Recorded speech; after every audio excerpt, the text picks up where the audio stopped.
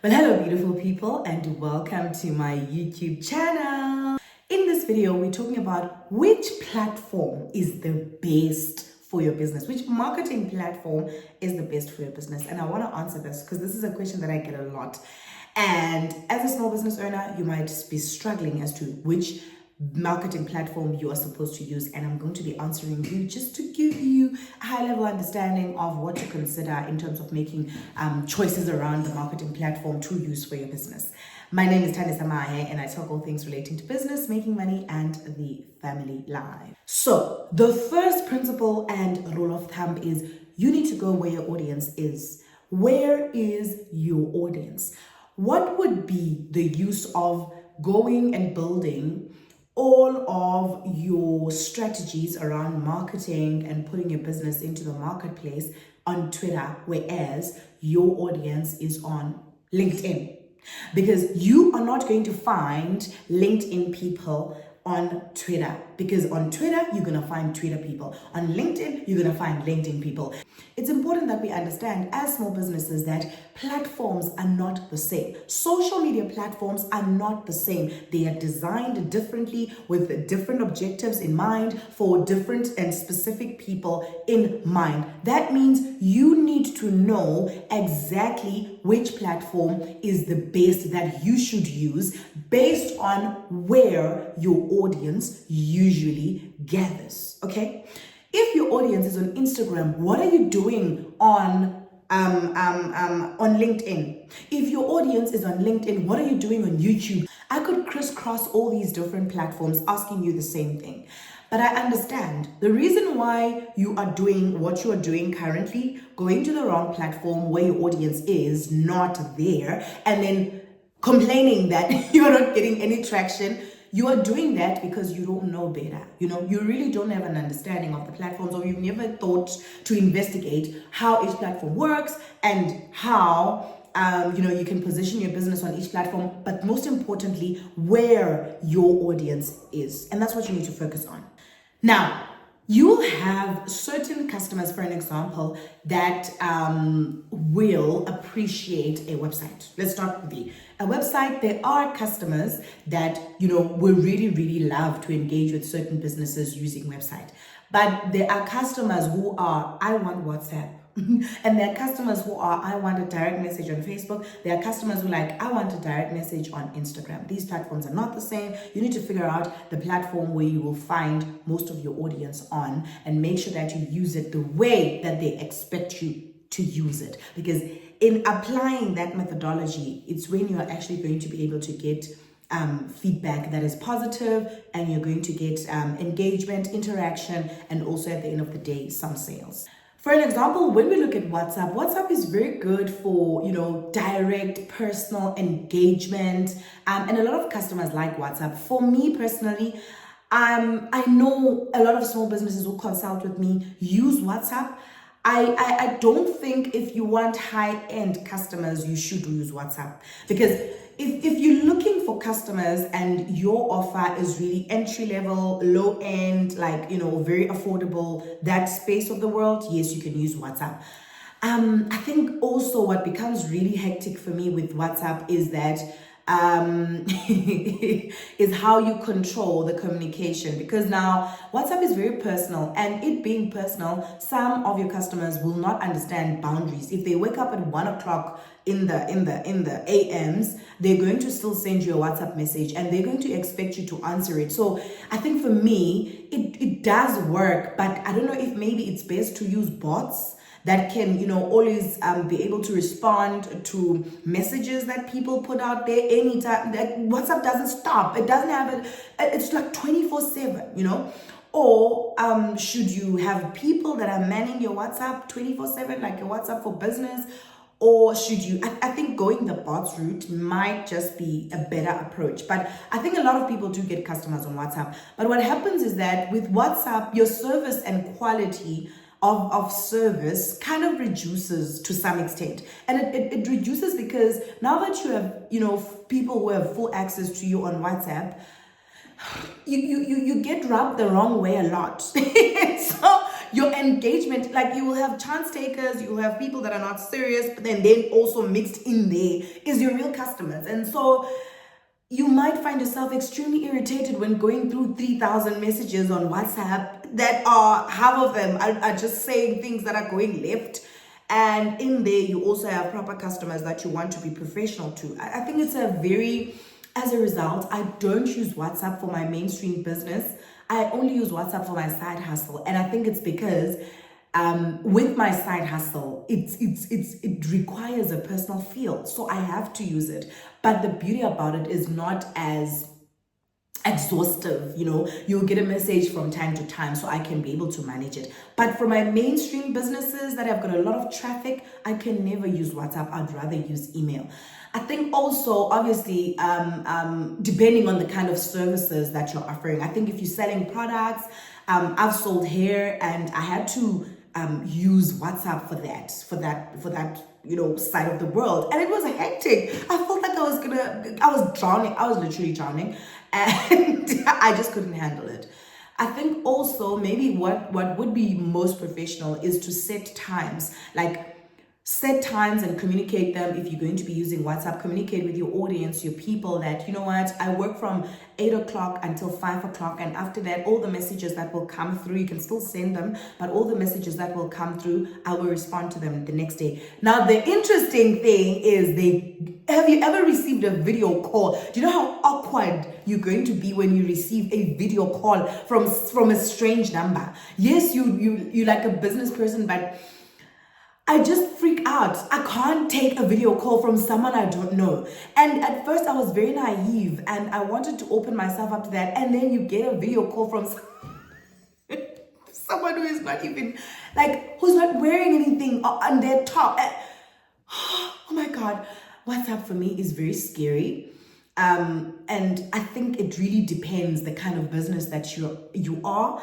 And if you can handle it, I think what I then decided to do is to say, okay, let me separate the WhatsApp from me. But now, because you want that personal feel that comes with WhatsApp and being in touch with your customers, you need to let go. You need to let go, and just make sure it's a professional phone for the business, and that's the WhatsApp. And you are strict in terms of when you engage with customers. These are the times, etc. But I think going the bots route is much easier. So that's another a marketing platform that you can use, but it's got those dynamics. Be aware of that and know how to handle it, because wow. And then let's go to Facebook. I think Facebook is very interesting for me right now, because at first it used to be a platform that was just for engaging with friends and people that just for lifestyle and sharing. But right now Facebook is amazing for business. I have been intentional with my Facebook, using its current structure, monetization. I'm getting paid by Facebook, can you believe it? Monetization and using the Reels, the power of Reels. I've been able to build my platform just within a couple of months. I think a few months I've been intentional with it, and I'm at 57,000 followers, and I'm amazed. I am so amazed. And the interesting thing also is that with Facebook, yes, the quality of the audience is very low when it comes to Facebook, because it's accessible to the extent that it's literally free, So what happens is that you will find people that cannot even afford your product and your service engaging with you, and some being silly, and it's got a dark side to it. But I think it's not as bad. I think over time you can be able to strategically position yourself, especially if you're building a small business or a personal brand like me. You can be able to use it to your advantage. And it's right now really, it's got built-in systems to tell you what to do, how to post, what's working most. It's got insights. It's got a full dashboard. I like it. If you were to have this conversation with me 6 months ago, this is not what I would be saying. But right now, 6 to 8 months ago, but right now I've seen its power and I'm using it to my advantage, and I'm making money. I'm using it. So now, the kind of audience that's there still is your lower end kind of audience, but you can be able to pick a few cherries from the Facebook audience, and you can build communities in the Facebook platform. So give it a chance. Give it a chance. It really, really does work. I think it's doing amazing, you know. And then when you're looking at Instagram, I'm still struggling with it. It's got a higher end market. And I know this can be debatable. Instagram for me it does have a higher market than Facebook. Like let's first establish that. But I feel like it's too aesthetic. It's very aesthetic. Like I don't even know what I'm doing on Instagram. I'm there just to figure out the platform. I'm still learning it. I don't know how open I am to learning it, and that's why my learning process of Instagram is very slow. I think there's something in me that is resisting the platform, even though logically I know that the kind of customers I'm looking for are there, but I think I can't get past the aesthetic thing. I don't know how to make myself aesthetically pleasing for the platform. I don't know how to present the lifestyle that is required by Instagram. And I'm struggling. I really am struggling with Instagram, but I know logically in my head, I know that some of my customers are there, and it's the kind of customers that would just, you know, pay. There's also an element of faking, like an element of, yes, we need to fake until we make it. Fake it till we make it, yes. Excuse me. But I think the pressure is just extreme when it comes to Instagram. The pressure is just too much, and I think that a lot of people are struggling with that pressure. And for me, in my content and in my showing up and in my business and in my personal brand, I am human, and I always want that to come out in my content. That's why I'm just myself. But I think when I get into the Instagram platform, I get so restricted. So I don't know how to relate with it as yet. If you've got Instagram pointers for me, please drop them in the comment section. I'll consider them.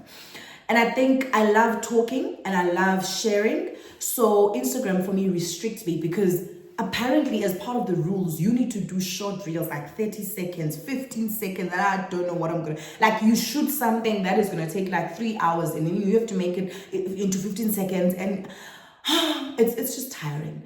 But to be honest, from a business and a logical perspective, there are really high quality customers that you can actually get from Instagram. As long as you're able to understand the platform and work with it, I think you can. I'm building slowly. I'm building very slowly on Instagram. I am. I think on one account that I've just opened on Instagram for my side hustle, I've got 1 follower. That's how bad it is. I've also opened another YouTube channel doing my side hustle. It's already got 18 subscribers, but on Instagram, I have 1 follower. So yeah, the going gets tough when it comes to Instagram, but it's another platform that you could position yourself as long as you are willing and open to learn it and bring the aesthetic lifestyle kind of vibes, you'd be okay. Now, let's talk about TikTok, my absolute favorite. Now, on TikTok, you have a mixture. You have, but TikTok content is really positive mostly, you know. It's organic. It's organic, it's raw, it's unfiltered. Like if you can focus on just bringing yourself as you are type of vibes, you are going to win on TikTok. And it allows you to present your business the way that you want. As long as you're going to keep to the, you know, to the requirement of being yourself and being authentic and being real and being organic. Like don't photocopy other people's content, do your own, be yourself, show up the way you are. I think you will get a lot of traction in terms of positioning your business. I love TikTok. It's my #1 platform. I spend a lot of time. I've seen greater success on TikTok because it doesn't force me to become things that I don't want to be. And there's no pressure, you know. But let's talk about the returns. TikTok is the boss. TikTok is, yay, TikTok is it. Okay, I don't know for how long, but as long as it's still here, it's it. It is it. Like, if you want to make a lot of money, I've made a lot of money in the past year, just, you know, hopping on TikTok and using it to my advantage. And I've succeeded just using TikTok and I love it. If you were to say you're closing all the other platforms and leaving one, for me, it would be TikTok. TikTok is the boss, okay? TikTok is bae. TikTok is bae. Okay, then there's YouTube. I also love YouTube. I think I'm probably still struggling with I think with the algorithm, YouTube, right now I'm winning on YouTube because I've got a channel that's got over 5,000 followers in just a few months. No, subscribers rather, in just a few months. I think YouTube is a long-term game. I noticed I changed my strategy and decided to also use shorts and post almost every day on shorts on YouTube while I have my long form content, and balance the two. Actually, I take my long form content, put it out there once a week, and then cut it into pieces for my short, for the shorts. And what I've noticed is that with doing that consistently, I'm able to have like about 10, 15, 20 subscribers every day. And I'm like, oh, okay. So is it about feeding it consistently? Or is it about the balance that I'm trying to do? I'm still figuring it out, but whatever I discover works, now I double down on it. I do it consistently. I don't stop, because it is working. Some of the things that you're going to learn when it comes to social media, you will learn by chance, but once you figure them out, continue applying that. I think YouTube is for a long-term game. And what is beautiful about YouTube is that you are monetized as well. You can get to a level where you're monetized and YouTube pays you. You can make a full income from YouTube, and the audience is high quality. With YouTube, you wanna teach. Like it's a platform where people really go to the platform to learn something, intentionally learn something. So anything that's teaching people, like after a person has watched a video, they need to feel like they've learned something. That's when they're going to keep coming up over and over and over again. I thought that because my content doesn't have controversy, it might not work well, but it's doing okay for a platform that is dedicated to small businesses. I think it's doing really well. I'm proud of what I am seeing in the platform. So that's another way of showing up. And I can't really talk about Twitter because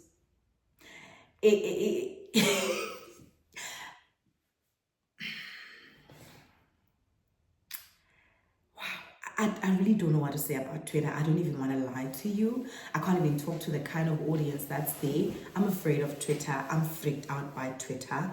I can't do Twitter at the moment. Maybe as time goes on, I'll be ready to engage with Twitter. Right now, I'm not. I can't do it for now. So yeah.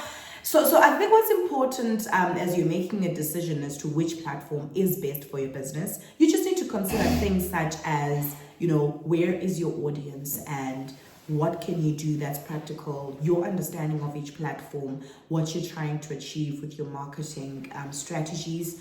And as you work with that, you're going to find the relevant platform for you. Basically, with this video, I'm trying to say there is no right or wrong platform. There is no perfect platform, but you just need to find and use the platform that your audience is going to love what you put out there, and your audience is there, and you are also able to engage with the platform and understand how it works. Yes. Otherwise, yeah, that's all I have time for today. Until next time, stay absolutely blessed.